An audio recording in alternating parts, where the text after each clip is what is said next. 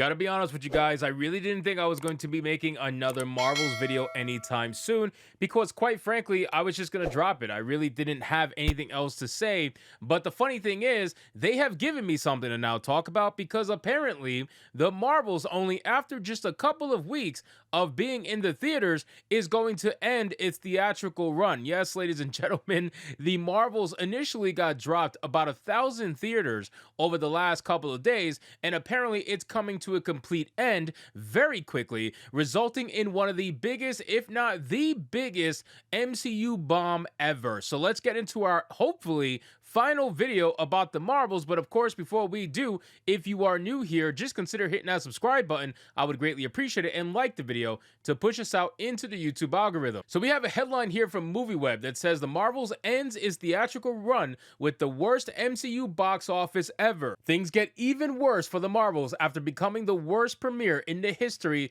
of the MCU. Yes, congratulations, ladies. You guys have done a phenomenal job. And I know ultimately it's really not your fault, even though it's very easy to blame the actors.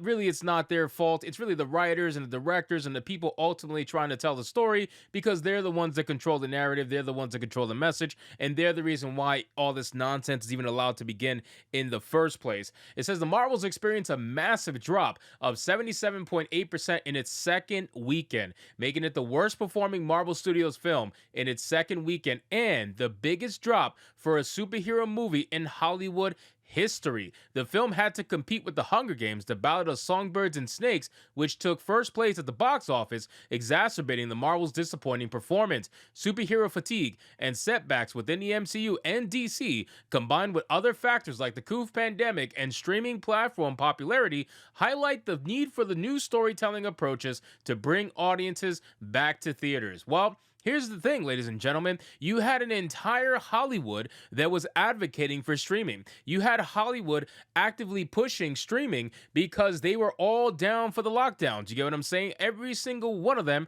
were perfectly fine and okay with the lockdowns, and they actively advocated for streaming. They thought that was going to be the next big thing. They thought that was the way they could connect with people and get their content out there and still make their money, while everybody else was forced to be locked down and be poor. This is essentially their grand scheme, their grand idea, that they thought that was going to be their success. And then little did they know that was going to lead to their massive failures that they've been experiencing over the last few years now. It says hopes that the Marvel could manage to turn around its disastrous opening weekend and second weekend collapse were never really that high. Now, as the MCU's last family-friendly theatrical release until 2025 ends its run, bosses at Marvel Studios will be licking their wounds. The latest film in the Marvel Cinematic Universe suffered the humiliation of taking just $197 million worldwide, with only a few million expected to be added to that in the coming week. As per Variety, the studio said in a note to the press, with the Marvel's box office now winding down,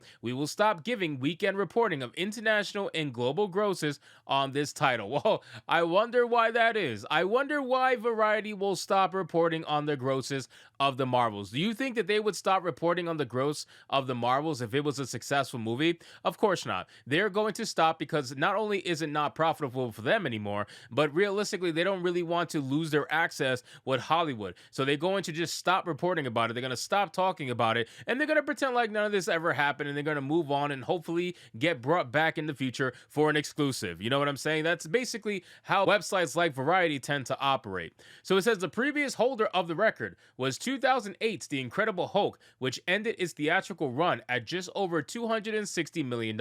However, while the Edward Norton-led movie had a budget of $150 million, the Marvels has a much higher $220 million. Well, that's not accurate, making the total takings at the box office even more painful for Marvel Studios and Disney. Somewhat ironically, the Marvels did not fare badly with audiences and managed to gain an approval of 82% on Rotten Tomatoes compared to 69% achieved by The Incredible Hulk. Well, a couple of things. You got to account for the fact that comparing yourself to a movie that came out in 2008, that can never be good, right? right? If you did worse in a movie that came out in 2008, there is no fucking way that could be anywhere close to being good. Because you got to remember, these movies were a lot cheaper back then. Cost overall was a lot cheaper back then. Inflation has gotten a hell of a lot worse since 2008. So, of course, things are going to be exacerbated in terms of budgets and costs and all that other stuff. Of course, that's going to happen. So, for the fact that the Marvels did worse than a movie did back then when things were cheaper and things are much more expensive now, it's really bad. It's really, really bad. And it goes to show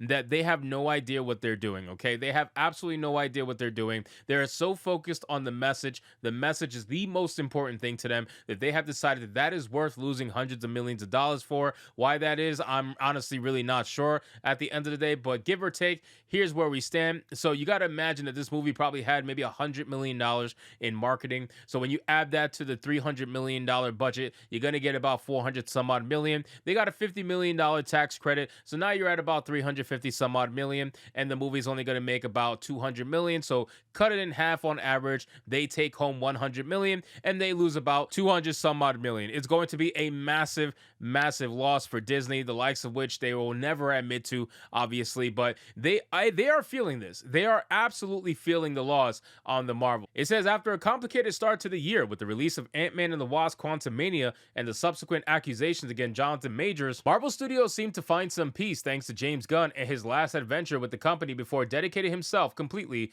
to building a new DCU. Guardians of the Galaxy Volume 3 was a smash hit, in addition to receiving praise from fans and critics, something which Paul Rudd-led Ant-Man threequel sorely lacked. However, between the delays caused by strikes by writers and actors, and later the criticism of Secret Invasion, the situation once again became unfavorable for the franchise. The second season of Loki renewed fans' hopes for the MCU's recovery, but then, in another roller coaster of ups and downs, the release of the Marvels proved how even the once untouchable franchise is just as fallible as any other, and the situation did not get any better. According to The Hollywood Reporter, the Marvels suffered a drop of 77.8% during its second weekend, becoming the worst performance of a Marvel Studios film in its second weekend in theaters. But that's not all. The outlet reveals that this would also make it the biggest drop for a superhero movie in all of Hollywood's history, surpassing even struggling DC offering such as Black Adam and The Flash. Now, the Black Adam didn't bomb that hard, okay? Black Adam actually did pretty decent, especially for a DC movie. So I was surprised that it didn't at least break even. I thought that movie was going to break even, but it didn't bomb dramatically, right? Like Marvel's bombed dramatically. It's a totally different scenario.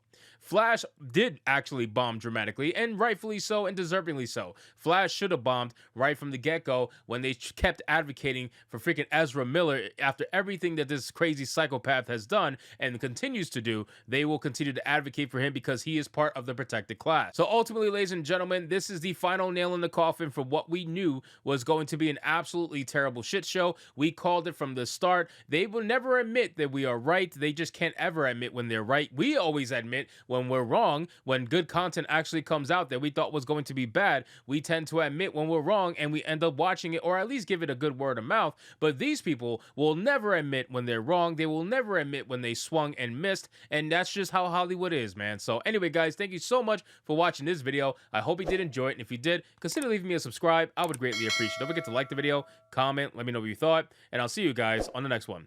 Hypnotic out.